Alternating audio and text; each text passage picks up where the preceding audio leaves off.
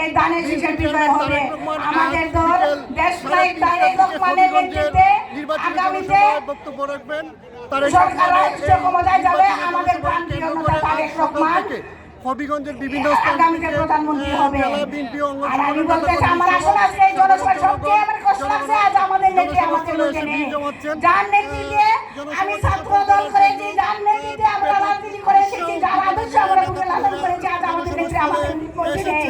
আমি ওনার রুহের মাগফিরাত কামনা করি। আমাদের দলের প্রতিষ্ঠাতা শহীদ প্রেসিডেন্ট জিয়াউর রহমানের রুহের মাগফিরাত কামনা করি। আল্লাহ যেন ওনাদেরকে বেহেশতে নসিব করেন।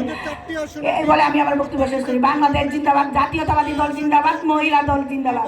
ইস্তাহার ঘোষণা করবেন সংক্ষেপে, সেই তথ্য জানিয়েছেন জেলা বিএনপি নেতা কর্মীরা। পরবর্তীতে এই জনসভা শেষে জনাব তারেক রহমান আগামী 12ই ফেব্রুয়ারি জাতীয় সংসদ নির্বাচন উপলক্ষে আজকের এই প্রচারণা সভায় এবারে বক্তব্য রাখবেন বাংলাদেশ জাতীয়তাবাদী উলামা দল হবিগঞ্জ জেলা শাখার সদস্য সচিব মৌলানা সাইদুর রহমান। মৌলানা সাইদুর রহমানকে বক্তব্য রাখার জন্য অনুরোধ করছি। পরিচয় করিয়ে দিবেন। তো তারেক রহমানের এই জনসভায় লক্ষাধিক মানুষের সমাগম নাহমাদুহু ওয়া নুসাল্লি আলা রাসূলিহিল কারীম। জেলা নেতা কর্মীরা আম্মা বা'দু ফাআউযু বিল্লাহি মিনাশ শাইতানির রাজীম। বিসমিল্লাহির রাহমানির রাহিম। কুলিল্লাহুম্মা মালিকাল মুলকি তু'তিল মুলকা মান তাশা'ু ওয়া তানজি'ুল মুলকা মিম্মান তাশা'. وتعز من تشاء وتذل من تشاء بيدك الخير إنك على كل شيء قدير. বাংলাদেশ জাতীয়তাবাদী দল বিএনপি কর্তৃক আয়োজিত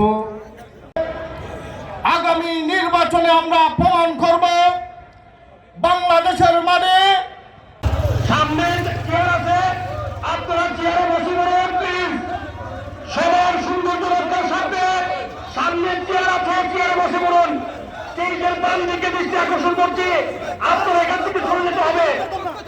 শৃঙ্খলার সাথে এখান থেকে সরে যেতে হবে।